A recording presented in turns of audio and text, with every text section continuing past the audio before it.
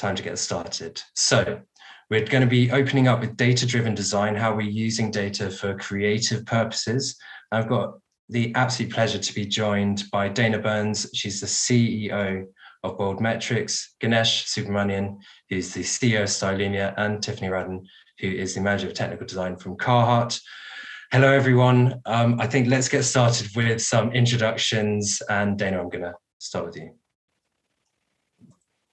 Thank you for the quick intro anyway. I'm really happy to be on the panel with Tiffany and Ganesh as well. So hello to everybody. I'm Daina. I'm the CEO of Bold Metrics, as was mentioned. So a little bit of very high level Bold Metrics. We have AI body modeling solutions that capture customer body data information related to product details, so we can surface an understanding of what size a consumer would be and describing that size to the consumer, all in an effort to help consumers understand their best fit and size so that we can reduce returns. The technology continues to learn over time on the body measurements of consumers as it relates to the patterns and designs and the sizing gradation of the products. And so we relay all of this data upstream. It can be really helpful for technical designers, style-related insights, et cetera. So I'm approaching this panel from the perspective of consumer data from the body measurement perspective side of things and how we can scalably capture consumer body data and relate that to interesting things for creative purposes, should we say, on this panel topic. So thanks. Happy to be here. Good stuff. Thanks, Daina. Tiffany, if you'd like to introduce yourself. Absolutely. Thank you, David. My name is Tiffany Radon. I'm Manager of Technical Design at Carhartt. Carhartt is a 133-year-old workwear company based out of Detroit, Michigan. And of course, in technical design, we are part of that product development process, and we use data in a multitude of ways. I think every tech designer somewhere out there in the multiverse has another job as a data scientist, because we love math, we love numbers, we love how to incorporate all that information to help us build better product. And at Carhartt, we're focused on building the best product for our consumers, and fit and comfort is a huge component of how our consumers use our garments. So we want them to look good as well, but fit is so important, which is why we're fortunate that technical design is a big focus area of our product development process at Carhartt. Awesome. Yeah, thanks. And I think we're going to be starting on that topic to get us going. But before that, Ganesh, last but not least, if you'd like to introduce yourself for the audience. Yeah, hi everyone. First of all, thanks for Apparel for the opportunity. I'm Ganesh Subramanian, founder and CEO of Stylumia. We are here to enable brands, retailers, and manufacturers take consumer-centric design and product decisions so that they connect with the consumer, make lesser mistakes, overall reduce the wastage in the fashion and lifestyle industry globally. As we all know, 1 out of 2 products do not sell well, and 50 billion products go to landfill every year because of the supply-demand gap. Our existence is to provide as much of consumer intelligence on a dynamic basis, pre-recession, during recession, post-recession, how the future would look like, to ensure that right from design. And I think today I'm seeing this panel from the point of view of how consumer insights on products can go from product creation, conceptualization, into technical design, into the life cycle of bringing the product to the consumer. Fantastic. Thanks. Let's get started then. The first question that we have today is talking about how is technical design lacking data today, limiting capability for data-driven decisions? It's a loaded question. There's a lot to pick through there. Daina, I'm going to start with you, please, if you could take us through a little bit of how is technical design lacking data and the limited capability for the decision-making there. Sure. And I will take it through the perspective of, as I mentioned, on the body data side of things. So when we think about technical design across ubiquitously almost across a lot of different brands and retailers that are looking to ascertain what is their sizing gradation and their patterns, the data that is utilized to assess that fit coverage is often lacking of consumer data, specifically of that brand or retailer's actual customers' body data. And so we're typically relegated as an industry towards, fit model data, which is, an individual human being, literally, that the brand might identify as, the average person that would, body measurement wise, that would fit in a size medium, and then design that size medium sizing wise to fit that person. Maybe you take a body scan of that person and you're doing it within a CAD environment, and then applying a gradation for the smaller and larger sizes. The arrival of that fit model from a body measurement perspective is often assumption driven. It's less data driven as towards your actual customers' body measurements and the statistical distribution of your specific customer demographic. So that's a limiting factor. And what has become more relevant over the years certainly is facilitating fit coverage studies, using body scanning related studies of various geographical populations. And from those geographic populations, being able to see, okay, of my gradation design, what kind of fit coverage do I have towards this population of body scans? And that's great because it is taking us more towards a data-driven approach to understanding our fit coverage. However, what I still think lacks in technical design is an understanding of the sizing as it relates to your actual customer demographic in terms of body measurement distributions and statistics.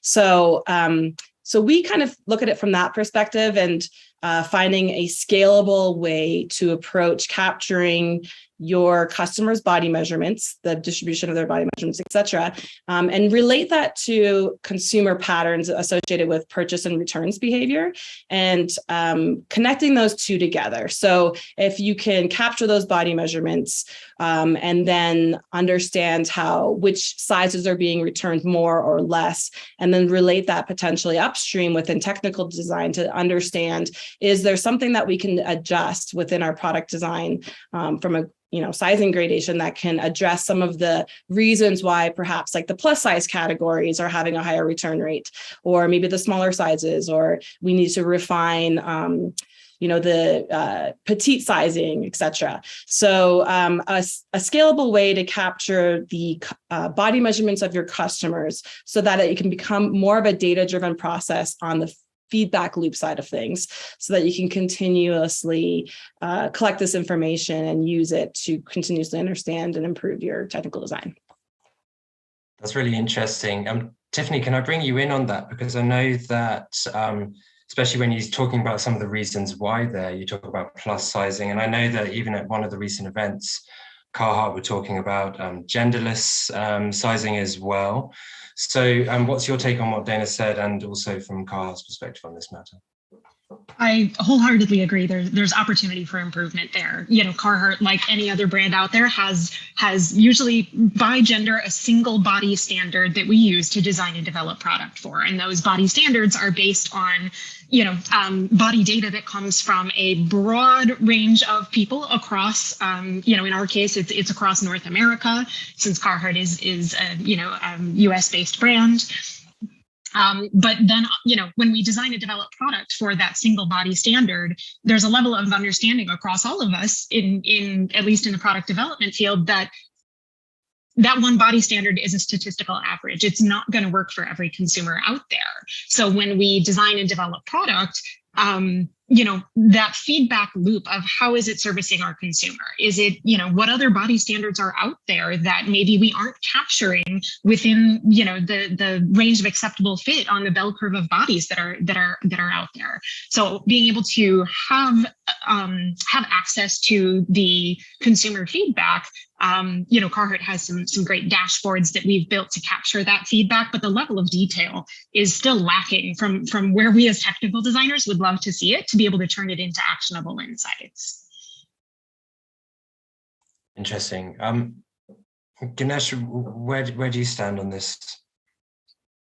Look at us as consumer research. Let's say, for example, you ask this question and say, what kind of silhouettes of products which consumers in a given territory, let's take United States or United Kingdom or Europe, and say that what kind of silhouettes consumers are preferring today.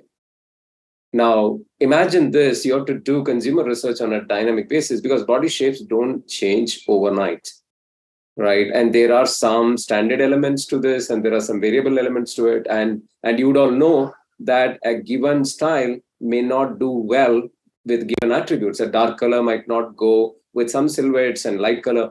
So the question here is, how do you find what kind of product attributes go well for a consumer? We don't look at from a individual consumer perspective. We provide geo-local insights on attribute preferences of consumers in a given geography. For example, let's say, can you tell me what are the top 100 silhouettes which are doing well in the United States in price points between X to Y, right? In my genre of consumers, in my chosen inspirations, chosen brands of preferences. Now that's available in few clicks. And some of our customers use this information to actually inform the kind of products that they should be thinking of creating. Now I'm going to reveal some interesting insights, right? And look at this attribute and see the kind of error that as an industry that we are making. We just looked at one attribute, which may not be related to today technical design. All, as we create 3D designs, we imbibe all the attributes into the product, right? For example, color. We recently looked at, from one of the leading color forecast agency that a lot of fashion brands are using today. We just looked at their forecast of 2021 and say what would happen in 2022. We looked at all the colors and then validated with actually what happened in 2022, what did really customers appreciate. We got a shocking number. The accuracy of color forecast is 14.7%. Now, this is not 14.7% of the forecast colors actually got into the winning bucket. Top 30 percentile of products had only 14.7% penetration of the color forecast. Now, this is just color. There is a lot of error happening on various attributes, whether it is the silhouette, whether it's a shape, whether it's a length, whether it's a neck. Now, what we do is collect dynamic intelligence of what consumers prefer. What do they buy most? Not what do they tell, right? The current ways of consumer research, other ways of consumer research, go and ask a consumer, right? Throw a lot of new products and say, can you tell me, how do you rate this on price? How do you rate this on color? How do you rate this on silhouette or something, right? Now, when consumers actually get into the market, what they do is very different from what they say. In a competitive environment, right, it's not what you individually prefer. You look at all the choices and finally go for what you think relatively good. And we do that on a dynamic basis, come back with all of this intelligence. And as we speak, we are partnering.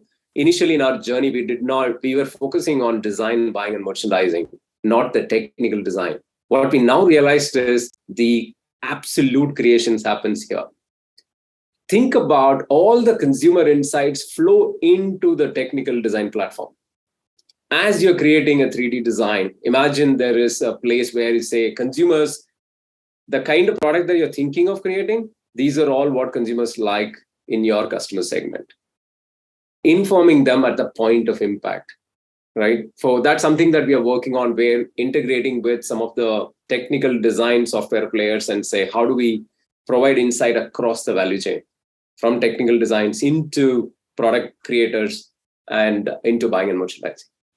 Yeah, and I think we've definitely got a question on that coming up in a little bit. Is there any, beyond the sizing data that we've established is definitely lacking, what other data sets are lacking from the tech design process that we feel maybe we could overcome and actually start to collect that data?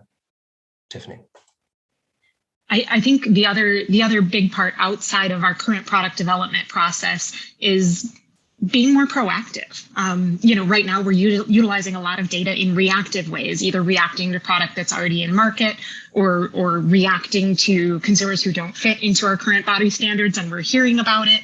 I think another way we could, where we as tech designers are limited in the data that we have access to is understanding what are our consumers' need states going to be in 5 years or 10 years from now. There's so much analytics and big data out there that we as tech designers aren't able to interpret on ourselves. We just don't have the data analysis knowledge. You know, we're great at developing product, but not so great at interpreting data always, especially when we're looking at it in such a broad way. So I think understanding how we can better use consumer data to anticipate our consumers' needs. You know, if we had, like Ganesh said, if we ask our consumers what they want, we don't always get answers that are truthful to how the consumers respond to the product. So trying to use data in a better way to anticipate what our consumers' need states are going to be, what technologies are they going to be using that we in the apparel industry might need to incorporate or react to in how we build product. You know, I think there's a lot of opportunity out there to not ask our consumers what they want, but to anticipate what their needs are going to be in the future to help us to better develop products that are going to be, you know, as a brand, we always want to be first to market with something. So utilizing data in a way that would help us design products, you know, and be a little bit smarter about what we're developing in a non-reactionary way instead of what we're doing now, which is reacting to consumer feedback, which we need to do as well. But it'd be great if we could be a little bit more proactive in addition to help us be smarter about what we design and develop. Yeah, I like that. You know, what people say they want and what they buy or what they like or what they need are often different things. And I guess, Ganesh, you've probably seen that as well when you're looking at the data. I'm sure Daina as well. When you're looking at the data, certainly from the side that you were on, and now you're looking at the technical design data as well, you must be seeing this a lot. No, absolutely. I think, you know, sometimes I really want to, you know, go back to react versus proact, right? What we can see is factually, and let's start from, you know, what is data? Data itself is history. Data can never be future, right? If it isn't, there is no data, right? Data itself is history. Now, the question here is, how do you use the data that we see and predict the future, right? So there's a lot of future in the present, right? That's what the data story is. You know, just to give you an example, we were looking at trend propagation across attributes from all the data across the world that we are observing. You know, there is a notion that when we talk to a lot of people in the industry, there's a notion that there is a waterfall of fashion. It all starts in runway, then maybe moving into luxury, moving into premium, maybe fast fashion is catching up after that. I'm going to reveal something which are going to be shocking. Those who we think are following actually are leading. Would you believe that there are trend inspirations from fast fashion getting into runways? This is data speaking. So we think that runways actually set the trend for the evolution, which isn't so. Having said that, yes, there is trend propagation from runway to luxury. There is propagation from luxury to fast fashion, but there is also reverse happening. Now, I really want to say that I think we need to look at and also, you know, challenge some of the assumptions that we have, right? Which is to say, what does the data actually say vis-a-vis what we think today? And this is also not static. What I'm sharing with you is based on the analysis of 2022 and 21 data trend propagation, right? In fact, sitting here, we can now predict 23 with close to 80 to 90% accuracy on fair amount of attributes, knowing where a particular brand is positioned. What did you say? Something of attributes? Yes. When I say attributes could be anything, right? You could take color, you could take silhouette, you could take any of the physical attributes of the product, and which all finally getting into design creation. Imagine you put all of this into the raw material and then say, okay, I just want to have a concoction of these attributes which are predicted and then use our judgment on top of it. How do we take informed decision? I think that's the whole point. Yeah, 100%. Daina, let's get into the sort of how this data is being used then, because I think we've covered what's lacking and what we could use, but what we do have, how is this feedback and how is this data used to improve the product and ensure that it's ready for the consumer and what the consumer needs or likes rather than what they've told us that they necessarily want, perhaps? Yeah, so I guess let's walk through the journey of the development process. There's a lot that goes into the inception of, from our perspective, again, everything around fit and sizing, from the development of that sizing gradation, the technical design of those sizes and how we arrive at the final sizes that hit the market. And so what can we collect to allow for feedback on how are these fits performing? There's been some mention around, designing for one geographical population and then expanding to another population or another country or continent, et cetera. And so even some of those elements where you have a certain designs for a certain demographic within one country and you're expanding to another country, like is your sizing going to need some updating for that new population of people that you're marketing towards? And so there's a lot of elements there where products are released to market, and there is still ways that we can improve upon a feedback loop into the system so that we can collect more insightful data that's actionable from a technical design perspective. So, right now when we release to market, what are we dependent upon? Primarily, customer reviews, ratings and reviews, commentary about fits, and of course, insights from return behavior. But there's additional things that we can do there. When you're selling to a consumer, there's a point of, engagement with the consumer where you can have an opportunity to collect more intricate data about that consumer and utilize that in actionable ways to help with this feedback process. So that's what we do. So we have a way to capture body measurements accurately on that consumer in a way that's very easy to engage with. So, adoption rates is hugely important there. So people actually do the thing. And so then tying that to the returns behavior, tying that to this, consumer behavior of how they're interacting with the product to develop actionable insights so that allows for this feedback process so that you can start to glean, differences in fit preferences, for example, in different geographical populations and how that might relate differently to reasons behind certain return behaviors.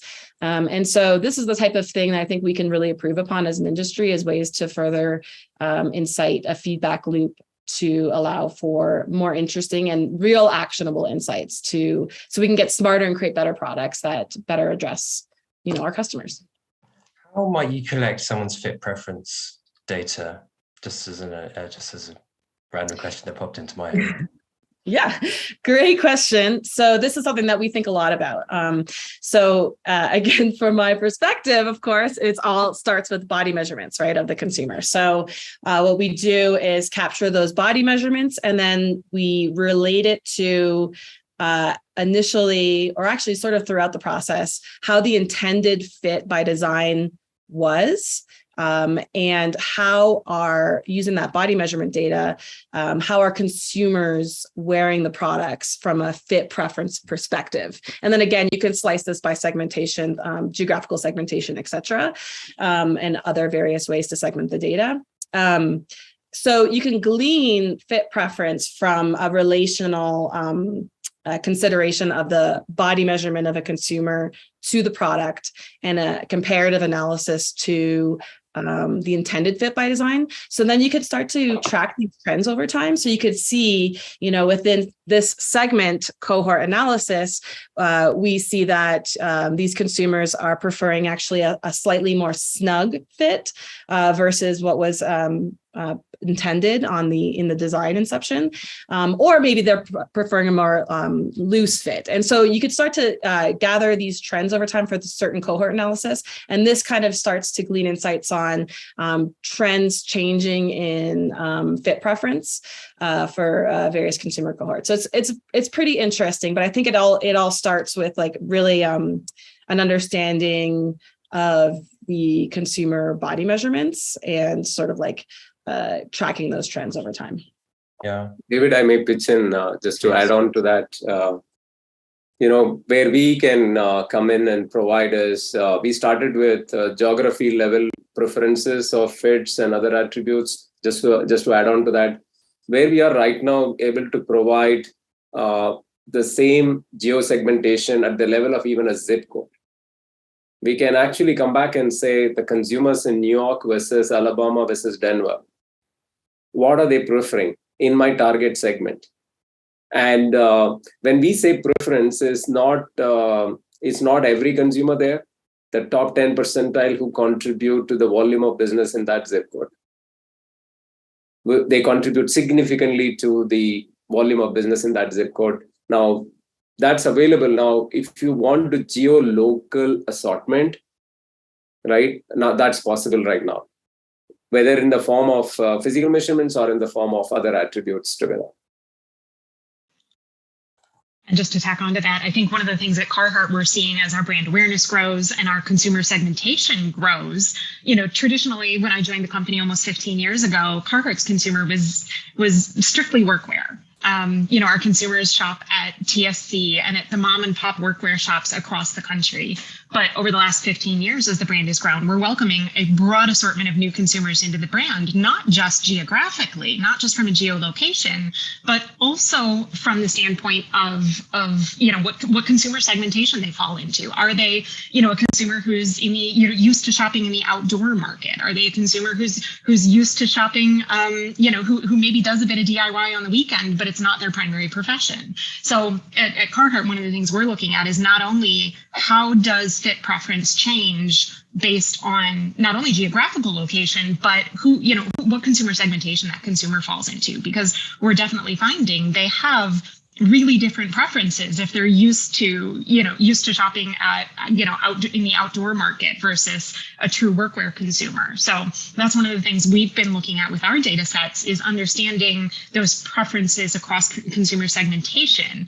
And that's really driving the differences in the expectation of fit preference and ease over body and what our consumers are looking for from the brand. So even though Carhartt has a broad range of fit offerings in most of our products, we're really finding that how we communicate or even working with our merch team to understand which fits are showing up in which retail channels, that's where we're starting to understand some of that data that we're getting back and some of those feedback from the consumer to understand how to react to it. If our largest fit tee for our true workwear consumer winds up in an active outdoor channel, those consumers might not understand that fit. So we find that consumer segmentation is a big part of how we react to the fit feedback. That's really interesting. Very interesting. Yeah, I was going to ask, is it quite common to record and put down in the tech design process the intended fit of a product? Yes, yeah. That's built into our design and development process. So and does the consumer see that as well? Are they aware of that when they're buying the product as well? We try hard to make sure they're aware of it, but I think that's still an opportunity for us. In tech design, we're throughout our entire, our merch team, our designers, everyone wants to make sure we're building the product appropriately for the intended use or the intended consumer segment. So I think where we still have an opportunity is making sure that, like I mentioned, the right fits are showing up in the right retail channels, in those right consumer segmentations, depending on that avenue when we're taking it to market, as well as making sure that we're understanding, building the right product and then making sure it's showing up in the right places with the right fit in the appropriate consumer channels. So that way those consumers are seeing more of a fit that we know they're looking for, rather than something that's going to feel foreign to them, or they're going to have a poor impression of the brand to say this fit is awful, or oh my gosh, I had to size down 2 sizes, or those types of things, because we want to make sure that our consumers aren't having a bad experience with the fit of our brand. Fit is something that's so important to us in terms of function and comfort, that I think that's something we're beginning to have a much greater awareness of, but certainly understanding the reaction to from the consumer feedback loop too. And by the way, just to add in there too, there are ways to have consumers know and to communicate ways of how that fit will be compared to like an intended fit by design concept.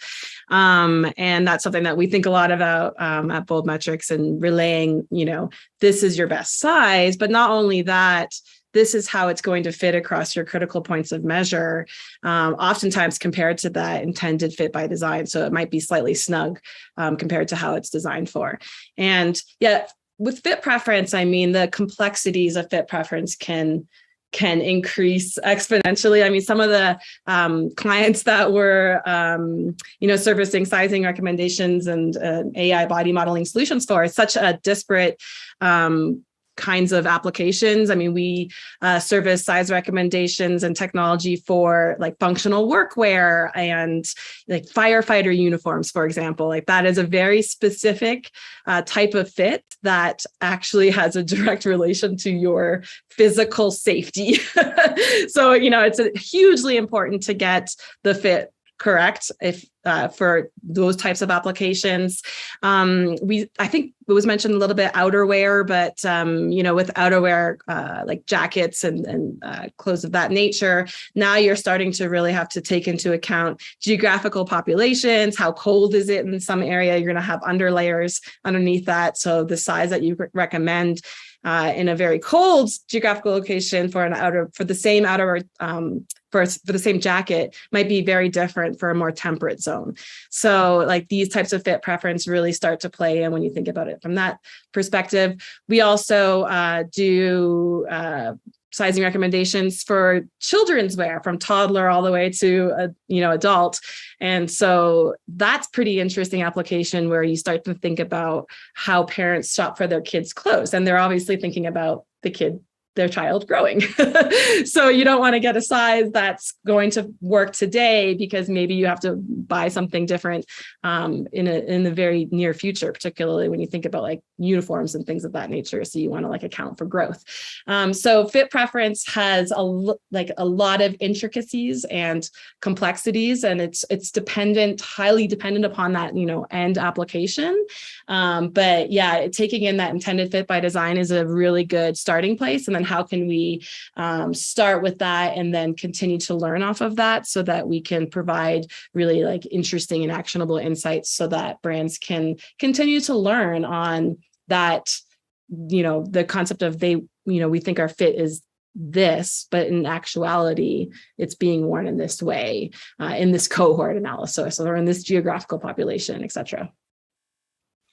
Absolutely. We can control how we build it. We can control how we talk about it. We can never control how the consumer is going to wear it. Right. So that is a constant challenge. Absolutely. Yeah. How do we get some universal terms to use in this regard as well? Obviously, with sizing, we have small, medium, and large, and we have a standard for sizing. Is there a standard that's agreed upon in fit preference across different brands, or is this a little bit of a Wild West situation at the moment? I'll leave that open to whoever wants to jump in. I'm over here laughing because from a tech designer's perspective, of course, we stay on top of our competitive sets. We look at the market regularly. Nomenclature is as much Wild West as sizing is. There's what Carhartt calls a relaxed fit might be somebody else's loose fit or somebody else's slim fit. The terms that are used when we talk about fit, some brands try to align with the market. Some brands come up with their own nomenclature around fit descriptors or even size descriptors too. But it's definitely a place where there's very little standardization across brands. And I think that's part of why consumers need tools or are looking for avenues to help understand, how is this going to fit me? Is this going to fit on my body? They're used to looking to reviews, and I think some more tech savvy consumers have started to adopt other technologies to enable them to help understand, okay, even from this brand, even if I know the brand and I've bought things from them before, how is this product going to fit me? Because names and terminology, I think, mean nothing. Yeah, I can capture data. We collect data across various brands and retailers, right, globally, and I completely empathize. The taxonomy is so different brand to brand. How do you make sense out of this? So, if there are brands who are listening to this, our request would be that how do we bring reality into the size chart? Size charts are generic in nature, then don't reflect the actual measurement of the product. the actual measurement of the product deviate because there are tolerances. If we can bring the size charts to reality, there is so much of data available for all of us. We can do lots of analytics using the data in the public domain across various brands and actually help the consumer in a significant way. What we have done is we've looked at lots of online charts, because I used to also come from running an online business as a startup. What we saw was that we used to put a measurement chart to the customer in the warehouse. We used to measure when the brands deliver. We used to measure the actual measurement significantly off.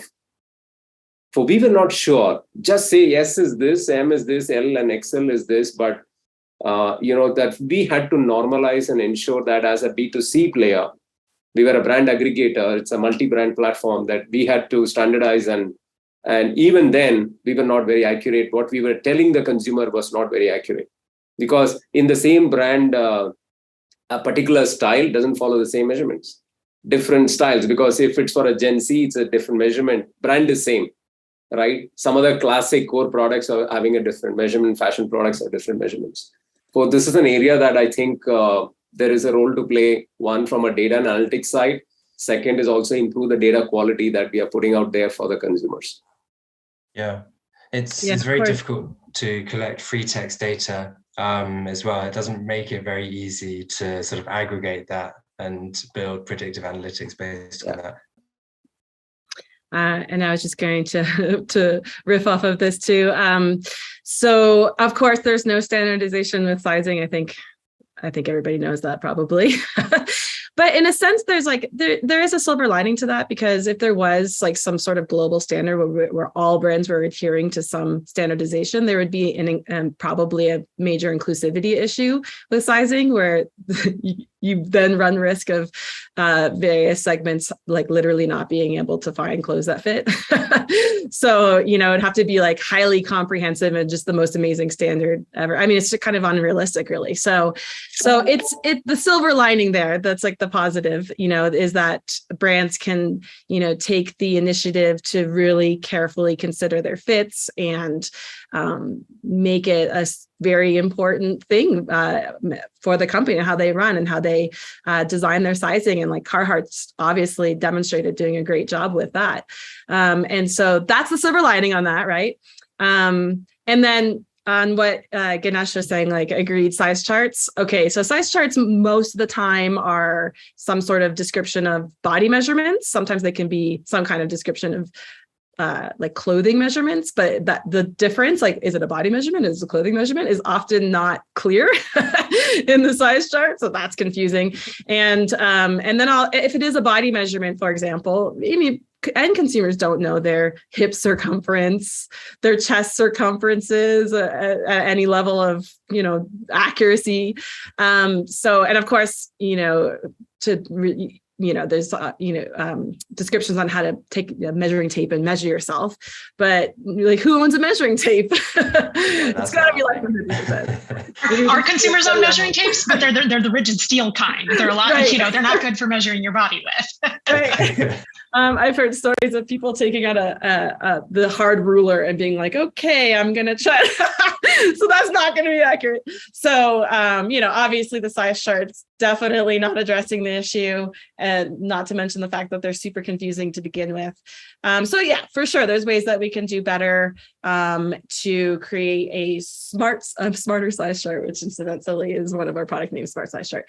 But yeah, there's ways that we can do better there to help the consumer understand their sizing, and agreed someone can be a different size in a brand depending on the style. So that's why it's so important to really understand like style specific differences on fit, and surface that understanding to the consumer. So like, you're not going to be ubiquitously usually one size, at least from our understanding of fit when working with brands across every style. So taking the, describing that fit preference piece to the consumer, all of these things, there's much better and smarter ways that we can go at approaching this. Yeah, let's get into them. There's quite a few fit scan, like body measurement, body scanning apps and companies out there at the moment. But what are some of the better ways to collect body measurement data in a sort of scalable and, as you say, practical way for both the consumer and for the company doing it as well. So we can move away from these generic sort of geographic body scan studies. Ganesh, what are some of the best ways to do this? No, I would leave to the other two panelists. I think they would be better positions on this question for sure. Okay, there you go. Tiffany or Daina? Daina's up. I'll jump in there. So it's all about adoption rates. Like that's number one. So you got to think of it from that perspective. So what can you put in front of a consumer during their regular, shopping experience? They're online browsing, they're sitting on a bus or something. What can you present in front of them that they will actually do? This is so important. So you don't want to put something in front of them that requires an onerous amount of effort. So we thought about that very deeply. We don't require certainly anyone pulling out a measuring tape, because those, as we reviewed, probably less than 50%. Although now I'm curious about the number. Maybe we should do a study on that. Actually own those things. But so, and also, requiring someone to change into tight-fitted clothes, stop everything they're doing, get off the bus, go home, change into tight-fitted clothes, and then take pictures and upload that. That also has a major adoption issue. You're just going to have major drop-off when you require someone to do that much stuff in order to get an understanding of their sizing. And so what we've done is made it in a way that has really high adoption by just, surveying questions to a consumer that people can generally answer about themselves, that don't require measuring tape, don't require pictures, etc. And this allows for, they're presented with this, they can answer it really easily, allows for really high adoptions. And that way you've moved past that step, right? So now you can start to surface all of the super valuable things for them, which is like their size and like how they're going to fit in the size, and let's start to track the purchase and returns to bring those actionable feedback loop insights that we talked about earlier. Starting with adoption rates, that's the, I think, first place to begin, and making it a way that's really easy for a consumer to engage with, that doesn't require too much effort, essentially. Tiffany, what have you seen in this regard? Are you able to sort of gamify this for people to make it a fun process rather than an onerous one? I think like Daina, she said, consumers are on the bus shopping on their phone. Carhartt has consumers call our customer service line from the bar because they like the bibs that the bib overalls that their buddy is wearing. So I think that understanding that level, and I know this is something our D2C team has worked really hard on, is understanding the level of engagement consumers are willing to put into it. Carhartt, like many other brands, we have a body measurement chart on our website, and there is a subset of consumers who have a tape measure, are willing to break it out and measure themselves. And we've fortunately got great results from the tools that we are providing. We're actually working on launching some additional, a more robust body measurement chart to put in front of our consumers, because we know there is a segment of consumers who do want that level of detail. They want to know how their body compares to the body that we build for. But that's probably not most consumers. And so that's where, right now we're looking at it, in that term of, that post-sale consumer feedback data. We've got our own dashboards built that triangulate sales returns and feedback. Our data scientists have built us, we've got a great data science team. They've built us, some natural language selection tools to build us a feedback score on our products based on what our consumers are saying. But that actual consumer engagement at the point of purchase is definitely an area of opportunity for us. Right now we've got multiple tools on our website, which allows consumers multiple paths. But what we're exploring with our D2C team is how to enhance that consumer path to purchase based on the analytics of who we know that consumer is, and how they've shopped in the past with us, and what products they've bought in the past from us. So it's definitely a journey that we're on in terms of partnering across business units to understand, between us and our D2C team and our user experience team for our website and our data scientists, how can we better enhance that consumer experience and potentially even provide multiple paths to purchase. If we know consumers are okay looking at body measurements, we'll give them a body measurement chart. If we know consumers might want more enhanced tools, or maybe it's a younger consumer who we might know is a little bit more tech savvy, maybe they're consumers who are going to be willing to be more engaged or go those extra steps to do a body scan or those types of things. So understanding how broad our consumer segment is and trying to then provide multiple paths to purchase based on the level of engagement we know that consumer is willing to give us. Yeah, I've seen that. But it's definitely a journey. Yeah, yes, there's always ways I think you can improve that as well. We do have some questions from the audience. So obviously, I want to spend the last 10 minutes maybe getting into a few of those. So the first one is actually about designers, so not necessarily about consumer data, but that's fine. What do you think the role of designers will be in the future, given that some of the discussions today have suggested that computers might be able to create, well, I don't know if better is necessarily the correct term, but let me ask the question anyway. What do you think the role of designers will be in the future if computers can create better designs using data? Yeah, I can give a go at it.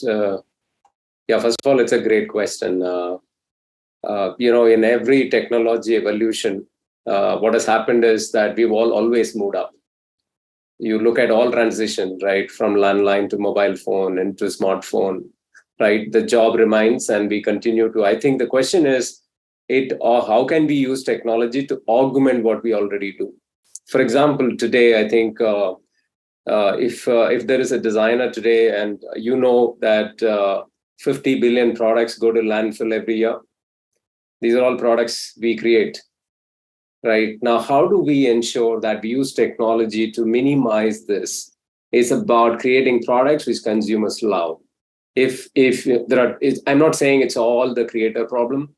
It's just not the creator problem. It's also the quantitative problem, because it's the design. It's also how much. There is no bad product if you made the right quantity. So it's not all the problem in creation. Sometimes we over make products. Products are good. We have actually done too much of it. So the question here is, if you just look at creator, then it's about how do I ensure that we make products which come very close to consumer needs. I think the role of technology is to bridge that gap with information and actionable insights, timely. And things are changing. It's a complex area, right? Things are changing so fast. At least we think it's AI plus human. It's people and AI or technology together. And people think that technology can run on its own. Every model that we run is trained by people.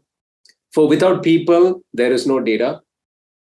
Without data, there is no AI and algorithm. AI is actually people. If you ask me, that people are at the center of even AI functioning properly. If we feed bad data, AI is going to do wrong things. Technology will do. Therefore, I think people will be at the center of everything we'll do. It will minimize all our mundane activities. It will make us, superstars. So that's what I would say. Go ahead. just a quick add on to that is, I think out of all of the data we have accessible to us today, and I imagine this panning forward into the future, technology can provide us the data, but we as humans have to understand the so what. And that's where I've not seen technology be able to provide that. We can have data, but we still have to understand, especially from a brand perspective, how do we react to it? What is the right path coming out of this data for our consumer? We as humans are a lot better at that so what with the data that we have. And I think that's something I would see continuing for a really long time into the future. Love that. So what? Exactly. Just to add to this too, Ganesh, loved what you said of the question is really how can we use technology to augment what we already do?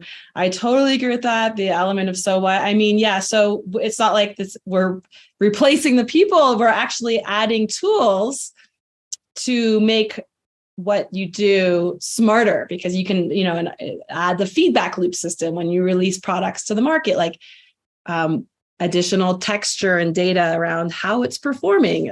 So it's all about augmenting what we do so that we can understand that so what. So I love all of that comment, all of those comments. So that's great. It's interesting, the sort of role of designer, when I think with the context of this question, what do you think the role of designers will be in the future? This almost is the role of designers now, right? Is using this data to create better products. This isn't really a futuristic thing anymore. This is what we've been kind of talking about for this entire session. So I guess that reliance on data is just going to become more and more prevalent in the role of a designer. It's not just, you know, scribbling something that they think looks nice on a piece of paper. Everything's informed by data and stuff already, right? I mean, Tiffany, I I hope that's the case. Yeah, absolutely. You know, I mean, at Carhartt, our inspiration is our consumer. Prior to even starting to design for a new season, our designers are out in the field doing job site visits, working with our consumers, understanding what are the new industries that our consumers are working in so that we can build and develop the product for them. So how we gain those insights might change, or whether those insights come from traveling to a job site versus data that we're getting from somewhere else. Some of, maybe that ratio of insight or input into the design changes and where that data comes from. But I think that designer is absolutely going to still serve a purpose. Yeah. I think we've got time for maybe one or two more before we go into some final points. Daina, this one's for you. Do you have any more examples of more intricate data? I believe this is in reference to when you were talking about getting quite granular with regards to geographical sizing.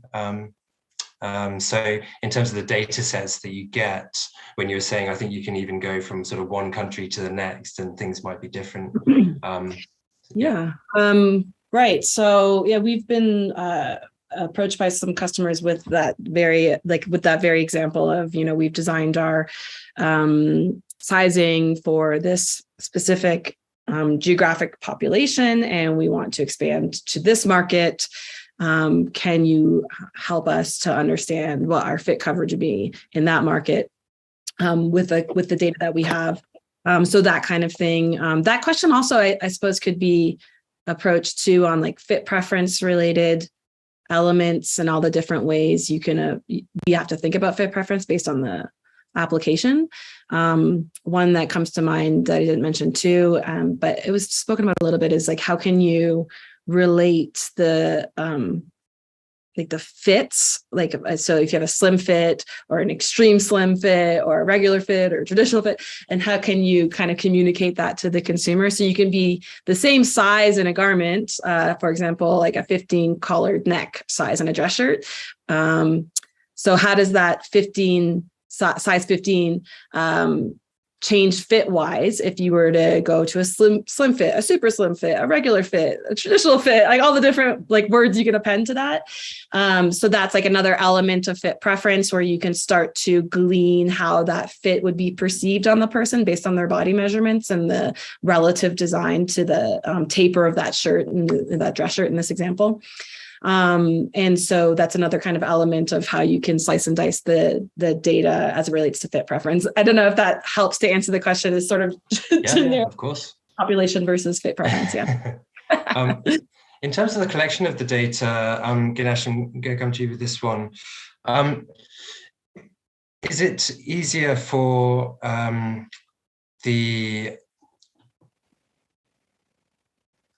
Sorry, I've lost the question. Give me 2 seconds. All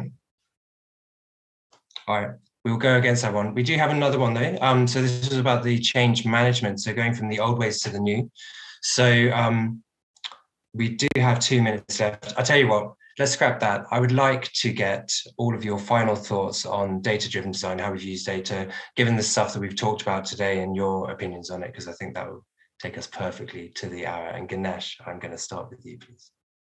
Yeah, my closing comments would be to just put consumer at the center of every decision making in the creation process, wherever possible. Because finally, I think I completely agree, the North Star is consumer. Can we, instead of saying, let's be consumer obsessed, can we say, can we be our consumer? I would leave it at that. Thank you. Tiffany, you're up next.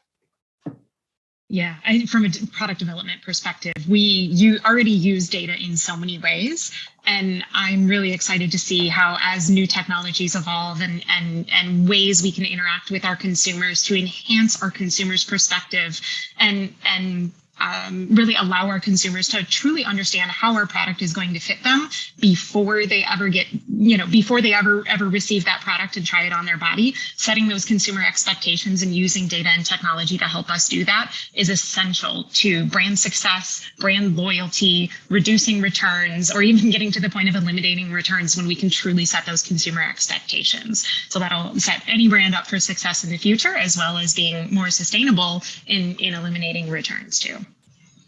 Fantastic. Daina? Yeah, thank you. Yeah, I agree with it, what everyone's been saying. I mean, the consumer is the North Star. And of course, I think having tools for the consumer to, help them in their sizing and fit journey when they're in their shopping process, and also utilizing this as a great opportunity to continuously collect consumer data so that we can create some really actionable insights and valuable feedback loops and make this a cyclical process, really, so that we can improve products for our consumers, for that North Star that we're all marching towards. Yeah. Fantastic. Guys, that was such a great session. I've made so many notes myself. I hope everyone else listening has. Really, really great. So I just want to thank you all for joining us today. Really appreciate it.